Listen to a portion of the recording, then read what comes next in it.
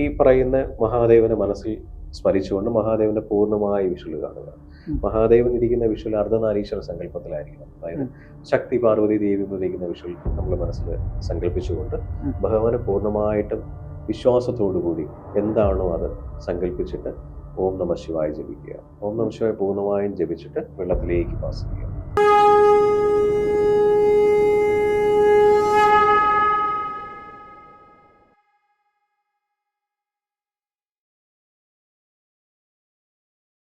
ഓം നമഃ ശിവായ. നമസ്കാരം. നമുക്കിപ്പം ഇപ്പോൾ ഉള്ളത് പ്രദീപ് ശിവോഹമാണ്. അദ്ദേഹം റിസർച്ചറാണ്, എഴുത്തുകാരനാണ്, ഒരു സ്പിരിച്വൽ ഇൻഫ്ലുവൻസർ കൂടിയാണ്. നമസ്കാരം പ്രദീപ്. നമസ്തേ അർജുൻ. നമ്മൾ സംസാരിക്കാൻ ഉദ്ദേശിക്കുന്ന ഒരു സബ്ജക്റ്റ് എന്ന് പറയുന്നത് ഓറ എന്നുള്ള സബ്ജക്റ്റാണ്. ഓരോ വ്യക്തികളിലും ഡിഫറെൻ്റ് ആയിട്ടുള്ള ഓറയായിരിക്കും ഉണ്ടാവുക എന്നൊക്കെ ഞാൻ വായിച്ചു കേട്ടിട്ടുണ്ട്. ഇപ്പോൾ അത് ഈ ഒരു എന്താ പറയുക, ജപം നടത്തുന്നവർക്ക് കൂടുതൽ ഓറയുണ്ടാവും, ഒരു ജപവും നടത്താത്തവർക്ക് ഓറയുടെ എനർജി കുറവായിരിക്കും എന്നൊക്കെ കേട്ടിട്ടുണ്ട്. എന്താണ് യഥാർത്ഥത്തിൽ ഓറ? അത് എല്ലാ വ്യക്തികളിലും ഉള്ളതാണോ? അർജുൻ, എല്ലാ വ്യക്തികളിലും ഓറയുണ്ട്. അപ്പോൾ നമ്മളിവിടെ ഈ ഓറയിലേക്ക് വരുന്നതിന് മുൻപ് നമ്മൾ ആദ്യം അറിഞ്ഞിരിക്കേണ്ട സംഭവം എന്ന് വെച്ച് കഴിഞ്ഞാൽ, എന്താണ് മനുഷ്യജന്മം, റീബർത്ത് ഉണ്ടോ, ഇങ്ങനെ ഒരുപാട് ക്വസ്റ്റ്യൻസ് മാർക്കറ്റിലുണ്ട് അല്ലേ. അപ്പോൾ നമ്മളുടെ ഓരോ ജന്മവും ഈ കഴിഞ്ഞു പോയ ജന്മങ്ങളിലുണ്ടാകുന്ന പാപങ്ങളെ ക്യാരി ചെയ്തിട്ടാണല്ലോ നമ്മൾ വരുന്നത്. അപ്പോൾ റീബർത്ത് എടുത്ത് ഇവിടെ കർമ്മം അനുഭവിക്കേണ്ട കാര്യങ്ങൾ അനുഭവിച്ച് അടുത്ത തലങ്ങളിലേക്ക് പോകുക എന്നുള്ളതാണ്. പലരും പറയാറുണ്ട്, എന്താ പറയുക, ഞാൻ ഈ ജനിച്ച സമയം മുതൽ എന്നെ കഷ്ടപ്പാടാണ്, ഭയങ്കര ബുദ്ധിമുട്ടാണ്, ഒന്നും നടക്കുന്നില്ല, എൻ്റെ ലൈഫ് എന്താ ഇങ്ങനെ, ഞാൻ ഭഗവാനോട് ചോദിച്ചിട്ട് കിട്ടുന്നില്ല. നമ്മൾ ചോദിക്കുമ്പോൾ തരാനിരിക്കുന്ന ഒരാളല്ല ഭഗവാൻ, അല്ലേ. അപ്പോൾ നമ്മുടെ കർമ്മം എന്താണെന്നുള്ള കാര്യം മനസ്സിലാക്കുന്നത് നമ്മുടെ ലൈഫ് പർപ്പസ് മനസ്സിലാക്കുമ്പോഴാണ്. നമ്മൾ എപ്പോഴാണ് ലൈഫ് പർപ്പസ് മനസ്സിലാക്കുന്നത്? മേ ബി 40 വയസ്സ് കഴിഞ്ഞിട്ടായിരിക്കും, ചിലപ്പോൾ 50 വയസ്സ് കഴിഞ്ഞിട്ട്, ചില ആൾക്കാർ നേരത്തെ മനസ്സിലാവും. ഇതെല്ലാം നമ്മുടെ ജന്മം പോലെ ആയിരിക്കും. ഒരു അച്ഛനും അമ്മയും സെലക്ട് ചെയ്യുന്ന ഒരു സോളാണ്. ഇപ്പോൾ ഞാനെന്ന് പറയുന്ന വ്യക്തി, ഉണ്ണികൃഷ്ണൻ നായർ എന്ന് പറയുന്ന എൻ്റെ അച്ഛൻ്റെ ബീജത്തിൽ കൂടെ എൻ്റെ അമ്മയുടെ ഗർഭപാത്രത്തിൽ വരണമെങ്കിൽ അമ്മയെ സെലക്ട് ചെയ്യുന്ന ഞാനെന്ന സോളാണ്. അപ്പോൾ ഒരു സോള് ഏത് തലത്തിൽ നിന്നാണ് സെലക്ട് ചെയ്യാൻ പറ്റുമെന്നുള്ളതാണ്. 1, 2, 3 തലങ്ങളിൽ പോകുന്ന സോള് വളരെ വീക്ക് സോളായിരിക്കും. 3 ശേഷം 7 വരെയുള്ള ഡയമെൻഷൻസ് എപ്പോഴും ഹയർ സോൾസ് ആയിരിക്കും. അപ്പോൾ ഹയർ സോൾസിനെ സപ്പോർട്ട് ചെയ്യാൻ എപ്പോഴും ഹയർ സോൾസ് ഉണ്ടാവും. നമ്മുടെ പിതൃപരമ്പര എന്ന് പറഞ്ഞാൽ ഏറ്റവും വലിയ പ്രൊട്ടക്ഷനാണ്. നമ്മൾ കിടന്നുറങ്ങുന്ന സമയത്ത് നമ്മളെ നിയന്ത്രിക്കുന്ന പരലോകമാണ്. പരലോകം നാളെ എന്ത് ചെയ്യണം. ഇന്നിപ്പോൾ ഞാനും അർജുനും സംസാരിക്കുന്നത് എത്രയോ ദിവസം രാത്രി നമ്മൾ ഉറങ്ങുന്ന സമയത്ത് നമ്മുടെ പരലോകത്തു നിന്നുള്ള ഡിസിഷൻസ് ആണ് നമ്മൾ ഇന്നിവിടെ ഇരിക്കുന്നത്. അപ്പോൾ നമ്മൾ ഒരു ജന്മമെടുത്ത് ഇവിടെ വന്നിട്ട് ഒരു നല്ലൊരു പാരൻസിനെ സെലക്ട് ചെയ്യുന്നു. എന്താണ് നല്ല പാരൻസ്, എന്താണ് മോശം പാരൻസ്?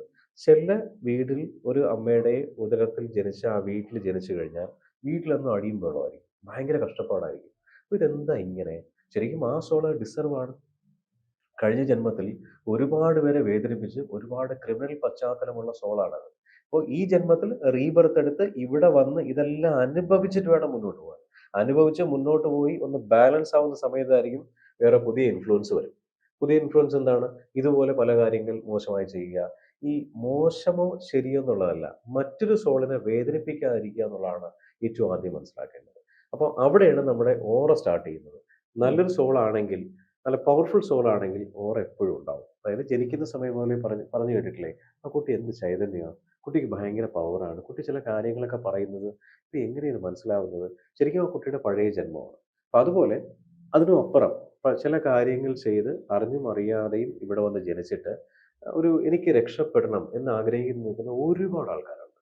അപ്പോൾ ഇവർക്ക് ഈ ഓറ എന്ന് പറയുന്ന സംഭവം എൻഹാൻസ് ചെയ്യിപ്പിക്കാൻ ഒരുപാട് താന്ത്രികപരമായിട്ടും ആധ്യാത്മികപരമായിട്ടും ഒരുപാട് വഴികളുണ്ട്. ആ വഴികൾ തിരഞ്ഞെടുക്കുന്നത് നല്ല ഗുരുക്കന്മാരിലേക്ക് എത്തുമ്പോഴാണ്. അപ്പോൾ നല്ല ഗുരു ആര് എന്നുള്ള ക്വസ്റ്റ്യൻ വരും. എങ്ങനെ നല്ല ഗുരുവിലെത്തും? നമ്മളൊരു ഗുരുവിനെ തേടി പോകുമ്പോൾ നമ്മളെടുത്ത് വരുന്ന ഒരു 50 ഗുരുക്കന്മാർ വരും. ഈ 50 പേരും നമ്മളെ പല രീതിയിൽ പറ്റിച്ചിട്ട് പോകുന്നതായിരിക്കും. അത് അവരുടെ കുഴപ്പമല്ല, നമ്മുടെ സോളിന്റെ പ്രശ്നമാണ്. ഞാനും ഒരുപാട് പറ്റിക്കപ്പെട്ടിട്ടുണ്ട്. ഫൈനലി നമ്മൾ നല്ല ഗുരുവിൽ എത്തിച്ചേരും. അപ്പൊ ആ ഗുരു നിയോഗം എത്തുമ്പോൾ അദ്ദേഹം പഠിപ്പിച്ചു തരുന്ന ഒരു സംഭവമായിരിക്കും നമ്മുടെ ലൈഫിനെ ചേഞ്ച് ചെയ്യുന്നത്. ഇതിനുപരി ഇപ്പൊ ഞാനും അർജുനോട് സംസാരിക്കുമ്പോൾ ഞാൻ അർജുനോട് ചോദിക്കുക, അർജുൻ എനിക്ക് നാളെ ഒരു ആവശ്യമുണ്ട്, എവിടെയെങ്കിലും പോകണം, വഴി അറിയില്ല എന്ന് ചോദിക്കുമ്പോൾ എനിക്ക് പ്രേരിത ഗുരു വരും. കണ്ടില്ല എന്തുകൊണ്ടാ? ഞാനും യൂണിവേഴ്സുമായിട്ട് കണക്റ്റഡ് ആണ് എന്നുണ്ടെങ്കിൽ അപ്പൊ അർജുനും യൂണിവേഴ്സിനോട് കണക്റ്റഡ് ആണെങ്കിൽ ഒരു പ്രേരിത ഗുരു വരും. ഒരു പരിചയമില്ലാത്ത ഒരാളായിരിക്കും ഗുരുവിന്റെ രീതിയിലായിരിക്കും വരിക. ഇദ്ദേഹം ഇവിടെയല്ലേ പോകുന്നത്, ഇതുവഴി പോകും, നമ്മളുമായിട്ട് ഏതൊരു ബന്ധമില്ലാതെ. അപ്പൊ നമ്മളുടെ ഏത് ഡയമെൻഷൻസിലും ഏത് സെഗ്മെന്റിലും എന്ത് ആവശ്യം ഉണ്ടെങ്കിലും അവിടെ ഒരു പ്രേരിത ഗുരു വരും. അത് യൂണിവേഴ്സ് അയക്കുന്നതാണ്. അപ്പൊ അതുപോലെ നമ്മുടെ ഓറയെ മുന്നോട്ട് കൊണ്ടുപോകണം എന്നാണ് ആഗ്രഹമുണ്ടെന്നുണ്ടെങ്കിൽ നമ്മൾ ഇതിനെക്കുറിച്ച് ആലോചിച്ചുകൊണ്ടിരിക്കുമ്പോൾ നമ്മൾ പ്രകൃതിയായിട്ട് കമ്മ്യൂണിക്കേറ്റ് ചെയ്യും. നിങ്ങൾക്ക് 100% നിങ്ങളുടെ ഓറ എൻഹാൻസ് ചെയ്യിപ്പിക്കാനുള്ള മെട്രിക്സുമായിട്ട് പല ആൾക്കാർ വരും. ചിലപ്പോൾ വരുന്ന ഒരു മെട്രിക്സ്, ഇന്നൊരു മിഷൻ ഉണ്ട്, ആ മിഷൻ ഉപയോഗിച്ച് കഴിഞ്ഞാൽ ഓറ കൂടുമെന്നുള്ളതായിരിക്കും. ആദ്യം മനസ്സിലാക്കേണ്ടത്, ഒരു മിഷൻ ഉപയോഗിച്ച് കഴിഞ്ഞാൽ ഓറ കൂടില്ല. സ്വന്തമായിട്ട് ചെയ്യുന്ന നല്ല കാര്യങ്ങളും നമ്മളുടെ ജപം, ഏത് മതമായിക്കോട്ടെ, അവർക്കൊരു ഒരു എന്തെങ്കിലും ഒരു മെട്രിക്സ് ഉണ്ടാവില്ലേ? ഹിന്ദു മതത്തിൽ നമ്മൾ ജപിക്കേണ്ട ഒരുപാട് മന്ത്രങ്ങളില്ലേ? ക്രിസ്ത്യനിലെ ബൈബിൾ വായിക്കുന്നില്ലേ? മുസ്ലിംകാർ ഉപയോഗിക്കുന്ന എന്താ പറയുക, ഈ പറയുന്ന ഖുർആൻ പാരായണമുണ്ട്, അല്ലെങ്കിൽ അവർ കറക്റ്റായിട്ട് 5 നേരം നിസ്കരിക്കുന്നുണ്ട്. ഈ കാര്യങ്ങൾ ചെയ്യുമ്പോൾ ഇതിന്റെ ക്വാണ്ടിറ്റിയും ഫ്രീക്വൻസിയും കൂട്ടുക. ഇനി ഒന്നുമില്ലെങ്കിൽ വെറുതെ കണ്ണടച്ചിരുന്നിട്ട് നമ്മുടെ തേർഡ് ഐ ആക്ടിവേറ്റ് ചെയ്യാൻ ശ്രമിക്കുക. ഇവിടെ ഒരുപാട് ആൾക്കാർ പറയും, നിങ്ങൾ പൈസ എന്നാൽ തേർഡ് ഐ കൊടുക്കാം, മാറ്റി തരാമെന്ന് പറയും. പക്ഷെ അതിനേക്കാളും അപ്പുറം സാധാരണപ്പെട്ട ഒരു വ്യക്തിക്ക് വെറുതെ ഇരുന്ന് കുറേ സമയം ശൂന്യതയിലേക്ക് പോകാന്നൊരു മെട്രിക്സ് ഉണ്ട്. അതായത് മൗനവ്രതം എന്ന് പറയും. ഏറ്റവും കൂടുതൽ ബില്യനേഴ്സ് പൈസ സ്പെൻഡ് ചെയ്യുന്നതും പോകുന്നതും മൗനവ്രതത്തിലാണ്. ഞാൻ ബാങ്കോക്കിലേക്ക് ഒരുപാട് സ്ഥലങ്ങളിൽ പോയിട്ടുണ്ട്. എനിക്ക് ഇവരുടെ രീതികൾ കാണാൻ ആഗ്രഹമായിരുന്നു. അപ്പോൾ അതിൻ്റെ അൾട്ടിമേറ്റ് എൻഡ് എന്ന് പറഞ്ഞാൽ ഇവരുടെ ഓറയെ ഇവർ എൻഹാൻസ് ചെയ്യും. നമ്മുടെ ബോഡിയുടെ ചുറ്റും ഒരു ചൈതന്യം ഉള്ളതുപോലെ തോന്നും. അതെങ്ങനെ മനസ്സിലാവുമെന്ന് ചോദിച്ചു കഴിഞ്ഞാൽ, നമ്മളൊരു ഗ്രൂപ്പിൽ പോയി നിൽക്കുമ്പോൾ അർജുൻ, നമുക്കൊരു പ്രസക്തി ഉണ്ടാവും, ഒരു പ്രാധാന്യം ഉണ്ടാവും. നമ്മളായിരിക്കും അവിടുത്തെ ലൈറ്റായിട്ട് നിൽക്കുക. ഒരു നമ്മൾ പോയി പ്രകാശമാക്കും എന്ന് പറയുന്നില്ലേ, അതുപോലെ ആയിരിക്കും. ഒരാൾക്കൊരു വിഷമാവസ്ഥയിലാണെങ്കിൽ നമ്മളെ കൂടെ സംസാരിക്കുമ്പോൾ അവരുടെ വിഷമം മാറുന്നൊരു അവസരം വരും. അങ്ങനെയാണ് ഈ ഓറ ഇമ്പ്രൂവ് ആവുന്നത്. അതായത് ഓറ ഇമ്പ്രൂവ് ആയാൽ അറിയാൻ പറ്റുക. അതിനും അപ്പുറം നമ്മൾ എന്ത് കാര്യങ്ങൾ ചെയ്തു കഴിഞ്ഞാലും അതിനൊരു സക്സസ് റേഷ്യോ കൂടുതലായിരിക്കും. എന്ത് ചെയ്തു കഴിഞ്ഞാലും അത് നടക്കും, നടക്കാതിരുന്നു കഴിഞ്ഞാലും നടക്കുന്നതിലേക്കുള്ളൊരു വഴി നമുക്ക് തുറന്നു തരും. ആ പ്രകൃതി നമുക്ക് വേണ്ടി വഴി തുറന്നു തരും. ഒരാൾ നമ്മുടെ ഫ്രണ്ടിൽ വരും. ഓറ ഇമ്പ്രൂവ് ചെയ്യാൻ ഒരുപാട് വഴികളുണ്ട്. ഒരു വഴിയില്ലെങ്കിൽ നമ്മുടെ ഈ വാട്ടർ മോളിക്യൂൾസിനെ എനർജൈസ് ചെയ്യുന്ന മെത്തേഡുണ്ട് അർജുൻ. അതായത് റോക്കറ്റ് സയൻസ് ഒന്നുമല്ല, എല്ലാവർക്കും ചെയ്യാൻ പറ്റുന്നതാണ്. ഒരു ഗ്ലാസ് വെള്ളം എടുക്കുക, അതിൽ ഓം നമഃ ശിവായ ജപിക്കുക. വെള്ളം, ഒരു ഗ്ലാസ് വെള്ളം എടുത്ത് ഇടത് കയ്യിൽ വെച്ചിട്ട് വലത് കൈ കൊണ്ട് ആ ഗ്ലാസ് ഹോൾഡ് ചെയ്യുക. അതിൽ ഓം നമഃ ശിവായ ജപിക്കുക. വെള്ളത്തിലേക്ക് നമ്മൾ നോക്കി ജപിക്കുക. ഇതിനൊരു ഒരു പഴയൊരു സംഭവം ഉണ്ട്. നമ്മുടെ ബാല്യകാലങ്ങളിൽ നമ്മുടെ വീടുകളിൽ അമ്മൂമ്മമാർ വരും, വെള്ളമോതൽ എന്ന് പറയും. ശ്രദ്ധിച്ചിട്ടുണ്ടോ എന്ന് എനിക്കറിയില്ല. ചില സ്ഥലങ്ങളിലുണ്ട്. കുട്ടിക്ക് പനിയാണെങ്കിൽ ആ നാട്ടുപ്രദേശത്ത് അമ്മൂമ്മ വരും, വെള്ളം മോതി കൊടുക്കും. അമ്മൂമ്മ എന്താ ചെയ്യുന്നത്? അമ്മൂമ്മ വെള്ളത്തിനകത്ത് മൂലമന്ത്രങ്ങൾ പഞ്ചാക്ഷരി ജപിക്കുന്നു. ജപിച്ചിട്ട് കുറച്ച് തുളസിയില ഇടുന്നു, ഭസ്മം ഇടുന്നു, കൊടുക്കുന്നു. പിറ്റേ ദിവസം പനി മാറി. ഇതൊരു വിശ്വാസത്തിന്റെ ഭാഗമാണ്. പക്ഷേ ഈ ഓം നമഃ ശിവായ എന്ന് പറയുന്ന ഏറ്റവും പവർഫുൾ ആയിട്ടുള്ള മന്ത്രമാണ്. ഇത് നമ്മൾ വെള്ളത്തിൽ ജപിക്കണം. ജപിക്കുന്ന രീതിയുണ്ട്. വെറുതെ ഓം നമഃ ശിവായ എന്ന് പറഞ്ഞിട്ട് കാര്യമില്ല. ഓം നമഃ ശിവായ സഹസ്രാരത്തിലാണ് 1000 ഇതിലുള്ള വെള്ളത്താമരയിൽ മഹാദേവൻ ഇരിക്കുന്നത്, അല്ലെ? അപ്പൊ മഹാദേവനെ പൂർണ്ണമായിട്ട് നമ്മൾ വിഷ്വലി കണ്ടുകൊണ്ട് ഓം നമഃ ശിവായ ഓംകാരം ഇവിടുന്ന് എടുത്ത് ഗണ്ഡനാളത്തിൽ കൂടെ വാക്കകത്ത് കൂടെ ചുണ്ടിൻ്റെ ഇടയിൽ കൂടെ ഇങ്ങനെ ഓം നമഃ ശിവായ പോകുന്നതായിട്ട് സങ്കല്പിക്കുക. 21 പ്രാവശ്യം ജപിക്കൂ ആ വെള്ളം. എന്നിട്ട് നമുക്ക് എന്താണോ സങ്കല്പം വേണ്ടത്, നമുക്ക് ഫോർ എക്സാമ്പിൾ ഒരു മാനസിക സന്തോഷം വേണം. മനസ്സിന്റെ കാരകൻ ചന്ദ്രനാണ്. അപ്പൊ ചന്ദ്രൻ എന്ന് പറയുന്നത് ദേവിയെ റെപ്രസെന്റ് ചെയ്യുന്നതാണ്. പക്ഷേ മഹാദേവനെ ഉപാസിച്ചു കഴിഞ്ഞാൽ മനസ്സിന്റെ ബലം അത്യുത്തമം എന്ന് പറയും. അതായത് മനസ്സിന്റെ ബലം കൂടുതലാണ്. ഈ വെള്ളം പിന്നീട് എന്താ ചെയ്യേണ്ടത്? ഈ വെള്ളം കുടിക്കാം. ഈ വെള്ളം കുടിക്കുമ്പോൾ നമുക്ക് മാറ്റം അറിയാൻ പറ്റും. എപ്പോഴാണ് നമ്മൾ ചെയ്യേണ്ടത്? രാവിലെ? ഏത് സമയത്തും ചെയ്യാം. ഏത് സമയത്ത്. ഇതിനൊരു മെട്രിക്സ് പരമായിട്ട് ചെയ്യണേ രാത്രി ജപിച്ചിട്ട് അടച്ചു വെക്കുക, രാവിലെ എഴുന്നേറ്റ് കുടിക്കുക എന്നുള്ളതാണ്. പക്ഷെ നമുക്ക് എപ്പോൾ തോന്നുന്നു അപ്പം ചെയ്യാം. ഇനി ഇത് പറയുമ്പോൾ ചില ആൾക്കാർ പറയും, ഇത് സത്യമാണോ? നിങ്ങൾ 2 ഗ്ലാസ് വെള്ളം എടുക്കും. ഒരു ഗ്ലാസ് ജപിച്ചതും ഒരു ഗ്ലാസ് ജപിക്കാത്തതും. എന്നിട്ട് രണ്ടും കുടിച്ചു പോകും, ടേസ്റ്റ് അറിയാൻ പറ്റും. എനർജൈസ്ഡ് വാട്ടർ എന്ന് പറയുന്നത് നമ്മൾ ജപം കഴിയുമ്പോൾ ആ പറയുന്ന വെള്ളം എനർജൈസ്ഡ് ആയിരിക്കും. എന്റെ ഓം നമഃ ശിവായ എങ്ങനെയാണ് ജപിക്കുന്നത്? ഒന്ന് കാണിച്ചു തരാൻ പറ്റുമോ? അതായത് വെറുതെ ഇതിപ്പോ നമ്മൾ നോർമൽ ഒരു ഗ്ലാസ് എടുക്കുന്നു, കയ്യിൽ വയ്ക്കുന്നു. കുപ്പി ഗ്ലാസ് ആകണമെങ്കിൽ കുറച്ചുകൂടെ ബെറ്റർ ആയിരിക്കും. കാര്യം വെള്ളം നമുക്ക് കാണാൻ പറ്റും. എന്നിട്ട് വെള്ളം നമ്മൾ ഗ്ലാസ് പിടിക്കുന്നു. ഈ പറയുന്ന മഹാദേവനെ മനസ്സിൽ സ്മരിച്ചുകൊണ്ട് മഹാദേവന്റെ പൂർണ്ണമായ വിഷ്വൽ കാണുക. മഹാദേവൻ ഇരിക്കുന്ന വിഷ്വൽ അർദ്ധനാരീശ്വര സങ്കല്പത്തിലായിരിക്കണം. അതായത് ശക്തി പാർവതി ദേവി ഇരിക്കുന്ന വിഷ്വൽ നമ്മൾ മനസ്സിൽ സങ്കല്പിച്ചുകൊണ്ട് ഭഗവാനെ പൂർണ്ണമായിട്ടും വിശ്വാസത്തോടു കൂടി എന്താണോ അത് സങ്കല്പിച്ചിട്ട് ഓം നമഃ ശിവായ ജപിക്കുക. ഓം നമഃ ശിവായ പൂർണ്ണമായും ജപിച്ചിട്ട് വെള്ളത്തിലേക്ക് പാസ് ചെയ്യുക.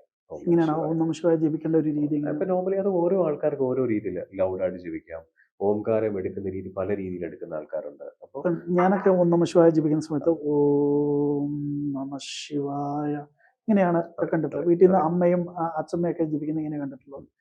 അപ്പോൾ സാധാരണ അങ്ങനെ ജപിക്കുന്നത് തന്നെയാണ് നല്ലത്. ഇപ്പൊ ഈ പറയുന്ന പരമ്പരയിൽ നിൽക്കുന്നവരോ അല്ലെങ്കിൽ ഗുരു ഉപദേശ പ്രകാരം ഉള്ളവരാണെങ്കിൽ ഋഷി ഛന്ദസ് ദേവതയൊക്കെ ജപിക്കും. അല്ലാന്നുണ്ടെങ്കിൽ ഓം നമ ശിവായ ഓമിനെ ലൗഡായിട്ട് നമ്മൾ എടുക്കുന്ന ഓമിന് ബ്രീത്ത് എടുക്കുന്നതനുസരിച്ച് ബ്രീത്തിന് പുറമെ വിടുക. ഇങ്ങനെ നമ്മള് ഓംകാരത്തിന് വേണ്ടി നമ്മൾ ബ്രീത്ത് എടുക്കുന്നില്ലേ, ആ. ബ്രീത്ത് നമ്മൾ ഇൻഹേൽ ചെയ്യുന്ന സമയത്ത് ഒരു ലോങ് ബ്രീത്ത് ആയിരിക്കും എടുക്കുക. അപ്പൊ പൂർണ്ണമായിട്ട് നമ്മൾ പുറത്തേക്ക് വിടുമ്പോൾ ഓംകാരം ശരീരത്തിൽ നിറയുന്നതായിട്ട് സങ്കല്പം കൊടുക്കുക. ഓ. അപ്പൊ നമ്മുടെ ഓരോ ബ്ലഡിലും ആ ഓംകാരത്തിന്റെ ധ്വനിയുള്ളത്. സ്ഥിരം ഓം നമ ശിവായ ജപിക്കുന്നവർക്ക് അർജുൻ അവർ ദശനാഥങ്ങൾ കേട്ടു തുടങ്ങും. കേട്ടുകൊണ്ടിരിക്കുന്ന പ്രേക്ഷകർക്ക് പലർക്കും അറിയാമായിരിക്കും. ഇന്ന് നിരവധി ആൾക്കാർ വിളിക്കാറുണ്ട്. കാതിൽ ചീവിടുന്ന സൗണ്ട് കേൾക്കുന്നു, അല്ലെങ്കിൽ മണികിലുക്കത്തിന്റെ സൗണ്ട് കേൾക്കുന്നു, കടലിരമ്പത്തിന്റെ സൗണ്ട്. ഇതെല്ലാം പ്രകൃതിയായിട്ട് കണക്റ്റഡ് ആണ്. മഹാദേവന്റെ പ്രസൻസ് നിങ്ങൾക്ക് ഉണ്ട് എന്നുള്ളതാണ്. അപ്പോൾ ഈ ഓംകാരം ഭയങ്കര ലോങ് ബ്രീത്തിൽ എടുത്തിട്ട് ഓംകാരം ഓം നമ ശിവായ, നമശിവായയുടെ ഷീക്ക് പ്രഷർ കൊടുക്കുക. ഓം നമ ശിവായ, ഓം നമ നമ ശിവായ. ശിവായ. എന്നിട്ട് വെള്ളത്തിൽ പൂർണ്ണമായും ജപിക്കുക.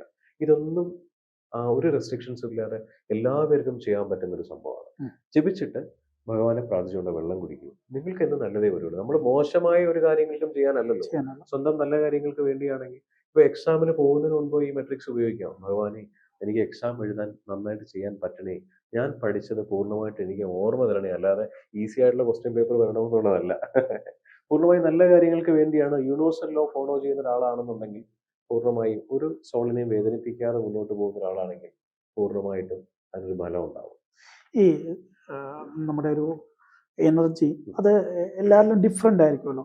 ഇതിപ്പോ നമ്മള് ഇത് കണക്ട് ചെയ്യുന്ന അല്ലെങ്കിൽ ഇത് നോക്കുന്ന ചില മെഷീൻസിനെ കുറിച്ചൊക്കെ ചില സ്ഥലത്ത് പറഞ്ഞു കേട്ടിട്ടുണ്ട്. അങ്ങനെ മെഷീൻസ് അത് പ്രാവർത്തികമാണോ? ഈ നമ്മുടെ മെഷീൻസ് ഒരുപാട് വാസ്തു കൺസൾട്ടന്മാര് ഈ വാസ്തു കൺസൾട്ട് ചെയ്യാൻ പോകുന്ന സമയത്ത് അവരുടെ ഒരു മെഷീൻസ് ഉണ്ട്. ഇങ്ങനെ ഇരിക്കും. പിടിക്കുന്ന സമയത്ത് ലെഫ്റ്റിലും റൈറ്റിലേക്ക് തിരിയും. കണ്ടിട്ടുണ്ടായിരിക്കും. അപ്പോൾ ഇത് എന്താ ഡിറ്റക്ട് ചെയ്യുന്നത്? ആ പ്ലേസിൽ പോസിറ്റീവ് എനർജി ഉണ്ടോ അല്ലെങ്കിൽ നെഗറ്റീവ് എനർജി ഉണ്ടോ ഡിറ്റക്ട് ചെയ്യുന്നതാണ്. അപ്പോൾ ആ മിഷന്റെ ഇത് വെച്ചിട്ടാണ് ഇവർ ചില ആൾക്കാർ നമ്മുടെ ബോഡിയിൽ സ്കാൻ ചെയ്യുന്നത്.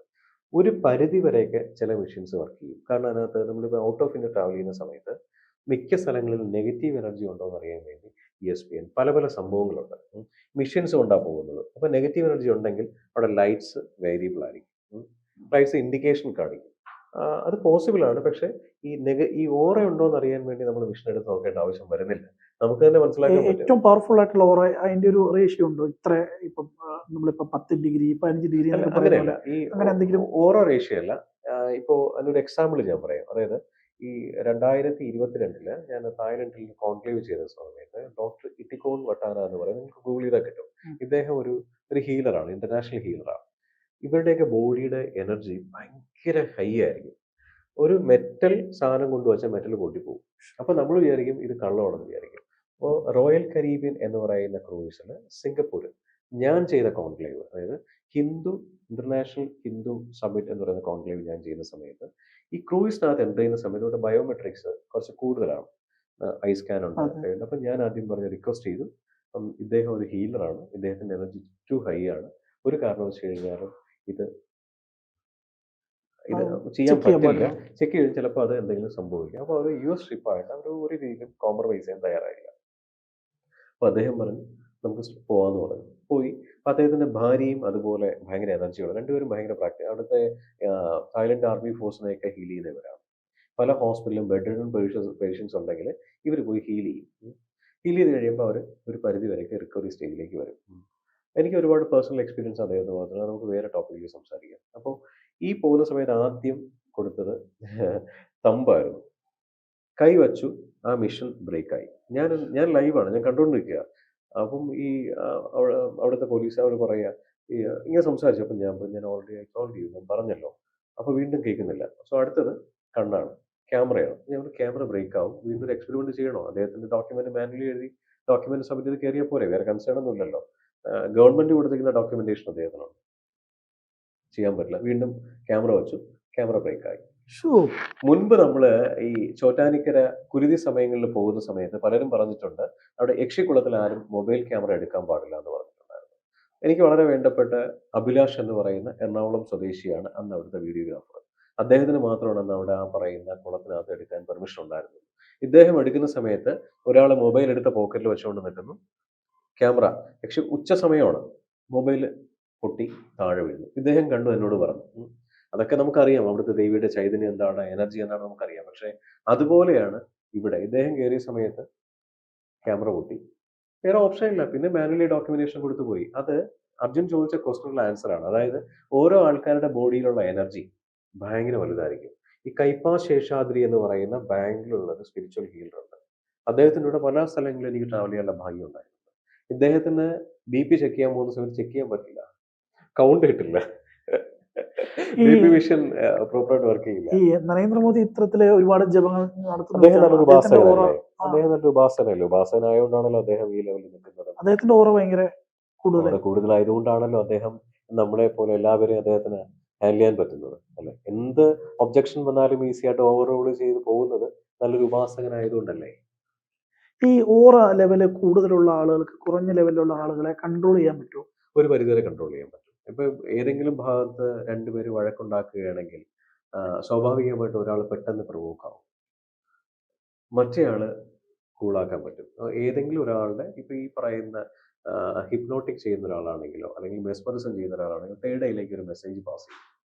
മെസ്സേജ് പാസ് ചെയ്യുമ്പം സ്വാഭാവികമായിട്ടും കൺട്രോൾ ചെയ്യാൻ പറ്റും. ഇതിന് വേറൊരു സംഭവം വെച്ചാൽ ഓറ കൂടിക്കഴിഞ്ഞാൽ ഈ പ്രാക്ടീസ് ചെയ്യുന്ന ഒരാൾ പ്രോപ്പറായിട്ട് പ്രാക്ടീസ് ചെയ്യുകയാണെങ്കിൽ ഒരു പരിധി വരെ മെസ്സേജ് കൂടെ വേറൊരാളെ കൺട്രോൾ ചെയ്യാൻ പറ്റും. എല്ലാവരെയും പറ്റണമെന്നില്ല, എല്ലാവർക്കും പറ്റണമെന്നില്ല. അവിടെയാണ് നമ്മൾ ഈ പറയുന്ന അർജുൻ ചിലപ്പോൾ പറയും പ്രദീപേട്ടാ ഞാൻ വിചാരിച്ച സമയത്ത് വിളിച്ചു എന്ന് പറയും. ഞാനും പറയും അർജുനെ ഞാൻ വിചാരിച്ച് വിളിക്കണമെന്ന്. അത് ടെലിപ്പതിയാണല്ലോ. സ്വാഭാവികമായിട്ടും ഈ ഗുരുക്കന്മാർ തമ്മിൽ എന്താ ചെയ്യുന്നത്? മെസ്സേജ് പാസ് ചെയ്യും. ഇപ്പൊ എനിക്ക് ഇഷ്ടപ്പെട്ട ഫുഡ് ഇവിടെ വേണമെന്ന് ആഗ്രഹം ഉണ്ടെന്നുണ്ടെങ്കിൽ കഴിവുള്ളൊരു വ്യക്തിയാണെങ്കിൽ അവർക്ക് മെസ്സേജ് പാസ് ചെയ്യും. യൂണിവേഴ്സ് ഒരാൾക്ക് ആ മെസ്സേജ് കൊടുത്ത് അദ്ദേഹം ഫുഡ് എത്തിക്കും. അല്ല അതേപോലെ തന്നെ എനിക്ക് ഒരു സംശയം ഉണ്ടായിരുന്ന ഒരു കാര്യമായിരുന്നു. എൻ്റെ അച്ഛൻ ദീക്ഷ എടുത്തിട്ടുള്ള ഒരു വ്യക്തിയായിരുന്നു അറിയായിരുന്നു. അച്ഛൻ മരിക്കാൻ വേണ്ടി കിടക്കുന്ന സമയത്ത് അച്ഛൻ്റെ ഗുരുവിനെ ഞാൻ വിളിച്ചത് സംസാരിക്കുന്ന സമയത്ത് ഗുരു എന്നോട് ഇങ്ങോട്ട് ഞാൻ പറയാൻ ഉദ്ദേശിച്ച കാര്യങ്ങളെല്ലാം പറയാം, ഞാൻ ഓൾറെഡി സംസാരിച്ചിരുന്നു എന്ന് പറഞ്ഞു. അതെനിക്ക് ഭയങ്കര അത്ഭുതമായിരുന്നു. ഞാൻ പ്രതിഭയോട് അതിനുശേഷം വിളിച്ച് ചോദിച്ചു ഇത് എങ്ങനെ സംഭവിച്ചു? അച്ഛനെ എനിക്ക് പോലും സംസാരിക്കാൻ പറ്റാത്ത രീതിയിൽ അച്ഛൻ കിടക്കുവാണ്. ആ സമയത്ത് എങ്ങനെയാണ് അച്ഛൻ ഗുരുവിനോട് സംസാരിച്ചത്? ഈ പറയുന്ന ഗുരുക്കന്മാരോട് സംസാരിക്കുന്നത് നമുക്ക് എന്താണോ മനസ്സിൽ തോന്നുന്നത് കമ്മ്യൂണിക്കേറ്റ് ചെയ്യാൻ പറ്റും. അവർക്ക് മെസ്സേജ് കിട്ടുകയും ചെയ്യും. അന്ന് അർജുൻ്റെ അച്ഛൻ്റെ ഹോസ്പിറ്റലിൽ കിടക്കുന്ന സമയത്ത് നമ്മൾ തമ്മിൽ കമ്മ്യൂണിക്കേഷൻ ഉണ്ടായിരുന്നു. ഞാൻ ഒരാളുടെ നമ്പർ തന്നു, ഓർമ്മയുണ്ടോ എന്ന് എനിക്കറിയില്ല. സ്വാഭാവികമായിട്ടും അവർക്കെല്ലാം ഈ പറയുന്ന ഗുരുക്കന്മാരുമായിട്ട് ടെലിഫോൺ വഴി അല്ലാതെ മെസ്സേജ് പാസ് ചെയ്യാൻ എബിലിറ്റി ഉള്ള ആൾക്കാരാണ്. ഈ ഓറയുടെ പവർ ഓറയുടെ പവറാണ്. ഓറ മാത്രമല്ല ഉപാസന ഉണ്ടാവും, ജപം ഉണ്ടാകാം. പിന്നെ അവർ ഡെയിലി ചെയ്യുന്ന ദിനചര്യകൾ എങ്ങനെയാണ്, എത്ര ട്രാവൽ ഉണ്ടെങ്കിലും അവരുടെ പഞ്ച്വാലിറ്റി അവർ കീപ്പ് ചെയ്യുന്നുണ്ട്. ഞാൻ ഡോക്ടർമാരോട് സംസാരിച്ച സമയത്ത് അച്ഛൻ വെന്റിലേറ്ററിൽ കിടക്കുന്ന സമയത്ത് പുലർച്ചെ എനിക്ക് 4 മണിക്കോ 4:30 കണ്ട് അച്ഛന് വേറെ ഒന്നും ചെയ്യാൻ പറ്റുന്നില്ല. പക്ഷെ വിരൽ ഇങ്ങനെ ഈ ഒരു മുദ്രയിലേക്ക് പോകുന്നു ഡോക്ടർമാരും നഴ്സുമാരും എന്നോട് പറയുന്നുണ്ട്. അച്ഛന് ഒരു റിയാക്ഷനും ഇല്ല. പക്ഷെ 4 മണിയോ 4 ആ സമയത്ത് കണ്ട് വിരൽ ഇങ്ങനെ ഒരു അരമണിക്കൂറോ 35 മിനിറ്റോ കണ്ട് ഇങ്ങനെ ഈ ഒരു ലെവലിലേക്ക് പോകുന്നുണ്ട്. അത് കഴിയുമ്പോൾ പിന്നെ വിരൽ തന്നെ വിട്ടുപോകും ചെയ്യും. അച്ഛൻ സ്ഥിരം ജപിച്ചോണ്ടിരുന്ന ജപം അച്ഛന്റെ മനസ്സിലുണ്ട്. ഉപബോധ മനസ്സിൽ സംഭവം ഉണ്ടാവും. സബ് കോൺഷ്യസ് മൈൻഡ് എപ്പോഴും ഓപ്പൺ ആണ്. ഡെയിലി ചെയ്യുന്ന സംഭവം അർജുനക്ക് മനസ്സിനകത്ത് തന്നെ ഉണ്ടാവും. നമ്മളിപ്പോൾ സ്ഥിരം ഒരു സംഭവം തന്നെ സബ് കോൺഷ്യസ് മൈൻഡ് ഫുഡായിട്ട് കൊടുത്തുകൊണ്ടിരിക്കുകയാണെങ്കിൽ ഈ നമ്മുടെ തേടയുടെ ഏറ്റവും വലിയ ആഹാരം എന്ന് പറയുന്നത് ശ്രദ്ധയാണ്. ശ്രദ്ധ പ്രോപ്പറായിട്ട് ഹാൻഡിൽ ചെയ്യുന്ന ഒരാളെ പിന്നെ നമ്മൾ ഇങ്ങോട്ട് ഫോളോ ചെയ്യും. നമ്മൾക്ക് അങ്ങോട്ട് ഫോളോ ചെയ്ത് കിട്ടാൻ നമ്മുടെ ശരീരത്തിന് അതിനുള്ള കപ്പാസിറ്റി ഇല്ലല്ലോ. ആ സമയത്തും അതെങ്ങനെ ഫോളോ ചെയ്യാൻ പറ്റും? ശരീരമല്ലല്ലോ ചെയ്യുന്നത് ആത്മാവാണല്ലോ. ആത്മാവ് ശരീരം വിട്ട് പോകുന്നതിന് മുൻപ് എന്തൊക്കെ ചെയ്യാൻ പറ്റുമോ നമ്മുടെ സബ് കോൺഷ്യസ് മൈൻഡിൽ കിടക്കുന്നത് അതവിടെ പ്രാവർത്തികമാക്കുകയാണ്. ശരീരം ചലനാത്മകമാവുന്ന സമയങ്ങളിൽ ചെറിയ രീതിയിൽ ചെയ്തു പോയി. അത് കഴിഞ്ഞപ്പോൾ ശരീരം സ്റ്റോപ്പായി. ഒരു ബോഡി വിട്ട് വേറെ ബോഡിയിലേക്ക് ആ പറയുന്ന ആത്മാവ് പോവുകയല്ലേ ചെയ്യുന്നത്. അതെ.